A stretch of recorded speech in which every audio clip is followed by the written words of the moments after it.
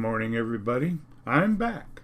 Now if you remember in the first video I made on this little series, I mentioned about one of the problems with using the molding toolpath is it doesn't give you a way to set the depth of cut or how many passes you can make to cut out the same profile. It just goes right down. In this case, I've got cut through a 1/2 inch here of material, and if I use the finishing bit that I do use, which is 1mm ball nose, it's probably going to break the bit. If it doesn't break the bit, it's probably going to move the wood out of alignment or do something, and none of it's going to be good. And I told you I have a workaround that I developed for this, and I'm going to show you that workaround right now. So the first thing I want to do is shut off the box sheet. And I want to zoom in on this. Whoop. And what I'm going to do is draw a bunch of tool paths that'll all be using the the molding tool path.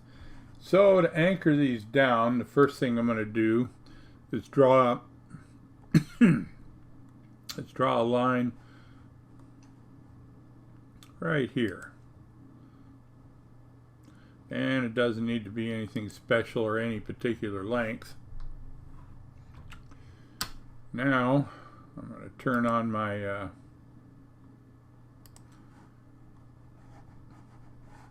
my snaps. Excuse me, a little brain fart there. Draw a line out here, and now I want to start offsetting this line. Let me talk about feeds and speeds kind of quickly, more on the subject of bit diameter. I'm going to clear this out with a 1/4 inch bit, and I really don't like going more than 1/2 the diameter of the bit down on a step down on a single pass. So since I'm going to use a 1/4 inch bit, I'm going to use this as kind of like my ruler, and I'm going to start offsetting that. So 1/2 of a 1/4 of an inch is 0.125. I'll offset that. I'm going to do it again to make another pass. I'm going to do it again to make another pass. Now I want to offset it.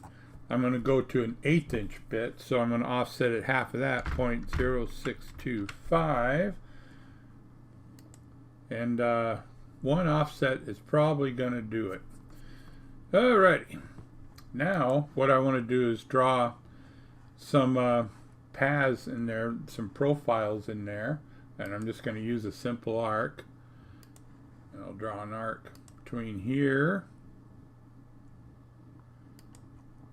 and I'll draw an arc between here,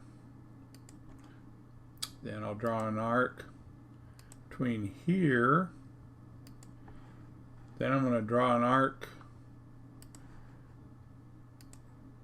between here, and this will be the 1/8 inch arc, and I'm going to draw one more arc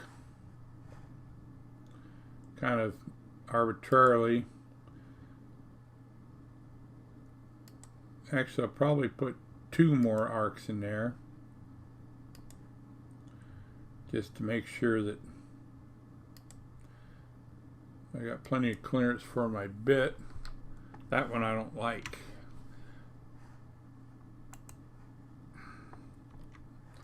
So we'll draw another one in there. Make it a little closer. Yeah, that should be good.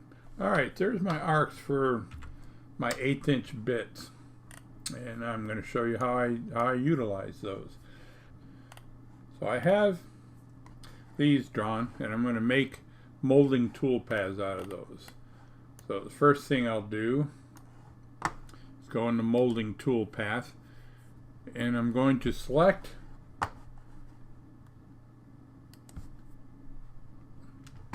these guide rails that go around the outside of where I want to cut, and then as a path for the mold, or the shape of the mold, I'm going to pick the first one here.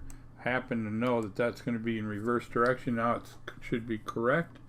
I'm also going to change the bit now to a 1/4 inch 2 flute. And now I'm going to calculate that out and go ahead and run it. And this is what it leaves, which it looks exactly the way it should. Let's make another one, and then I'll skip ahead.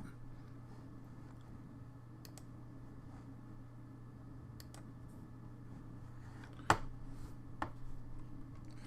basically on this, all I need to do is click on that to deselect it, click on this to select it, change its direction, calculate it,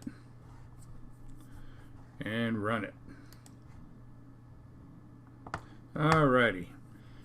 So I'm going to go ahead and skip ahead on this so you don't have to see me make every one of these tool paths, but I'll pause the video when I get them all laid out, and then we'll run them through and see what it looks like. Well, I've got all the tool paths made for those little profiles to clear it out, and now we're going to run through these and you'll get to see how that looks. So we'll start with the first one, profile 1, and it'll do that. Then we'll go to profile 2, takes a little more out. Profile 3 will take a little more out. Let me move this up a little closer here. Profile 4 is the last one with the 1/4 inch bit. And we start in with the 2 that are 1/8 inch bits. And you might not notice a whole lot of difference there, but trust me, it's there.